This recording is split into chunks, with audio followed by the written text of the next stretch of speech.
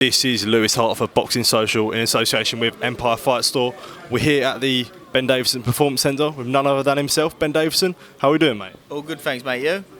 I'm all good, thanks, man. We're here, Leigh Wood workout, February the 18th. He takes a dance with the devil. A huge fight for Leigh Wood. Yeah, massive fight.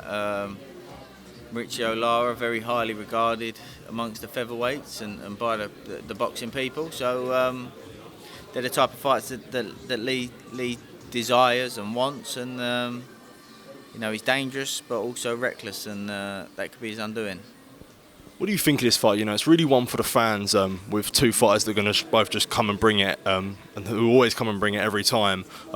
You know, it's really one that the fans would want. Yeah, you know, it's a great clash of styles. You know, he's sold this arena out twice now. The first time being postponed, and now again this time. So massive fight, brilliant fight, and one I'm excited for as well. You talk about him selling out the arena, this being at Nottingham. How extra special is that for someone like Leigh Wood? And when you have that excitement and the nerves of fighting at Nottingham, do you think that there's positives and negatives that can come from that? I think Leigh Wood thrives off it, if I'm honest. I think that he's desperate to secure his dream of fighting at the City Ground, and as we saw last time, you know, I said last time at the Kongo fight that it will give Leigh Wood some extra gears, and I believe that it will do so if needed this time again. With a saying that Leigh Wood and obviously the team, it's always no easy fights. What do you think it's down to Leigh Wood as a mentality, as a type of fighter that he will really fight anywhere and step in with anyone, no matter who it is? Yeah, I'll tell you what the thing is behind that is Leigh performs better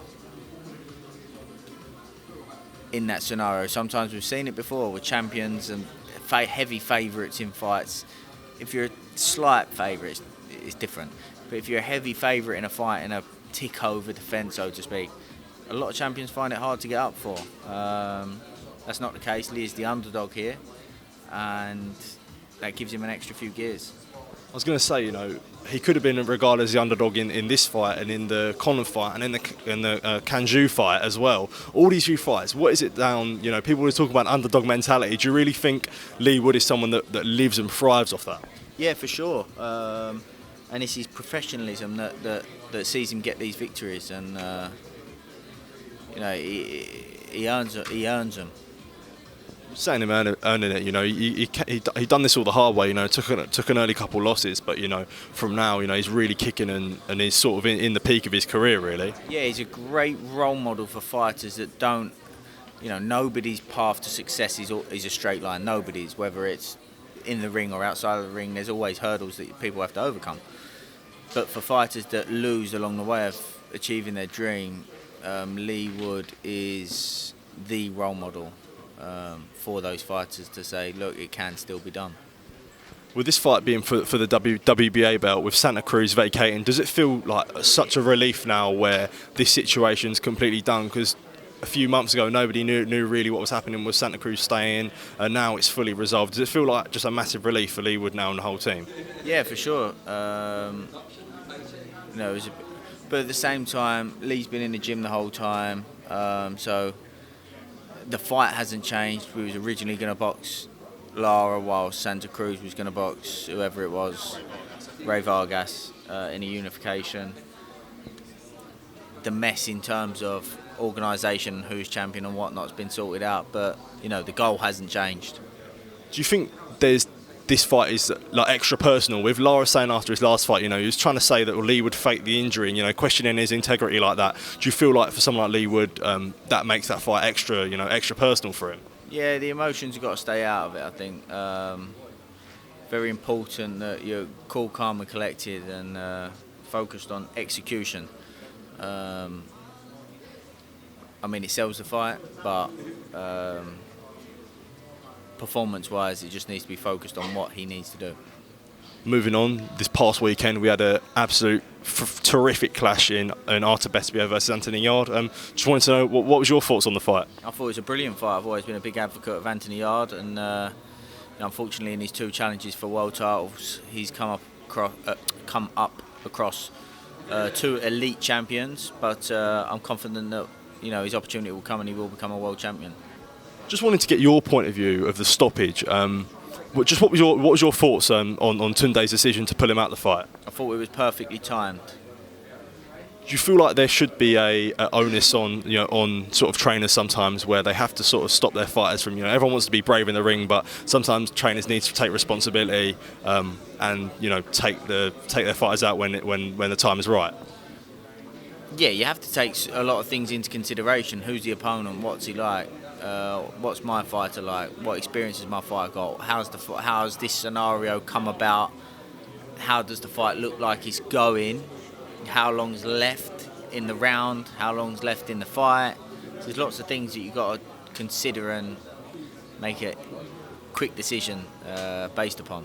So, with that being said, with Tunde making that decision where Yarde, I know he doesn't know that, but Yarde, it being very competitive up until then, and Yarde being on the scorecard, do you feel like that is such a massive decision to make in such a heavy fight like that? Still quite early in the fight, halfway through, and I think that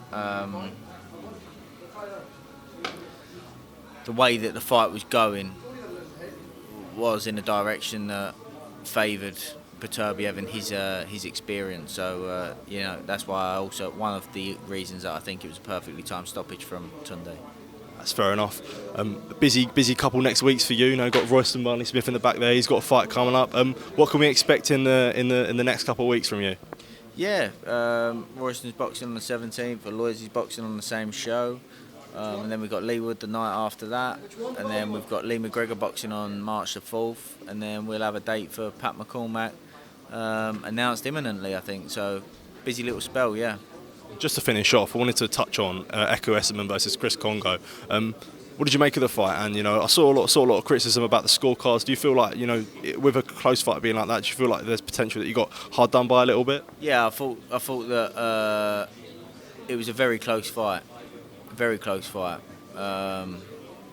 Watching it back, I did feel like Chris nicked it. As you say, a lot of people feel that way. People say that you have to take the belt and make it decisive against the champion. How does that make sense when it gets scored round by round? Not at the end of the fight, yeah, I've got it down as he won, but I'm not going to give it to him. It doesn't work like that. If he won that round, it gets scored there and then gets handed to the officials, and all this about you got to rip it from the champion, it doesn't work. It doesn't make sense. It's nonsense. Ekow finished strongly, for sure. It's clear to see that. But I thought that Chris banked enough rounds leading up to that point for him to get the victory, but taking nothing away from Ekow and his team. Brilliant, good people, and a brilliant victory. And, a lot of experience would have been gained from Kongo from that as well. So hopefully, we can do that fight again.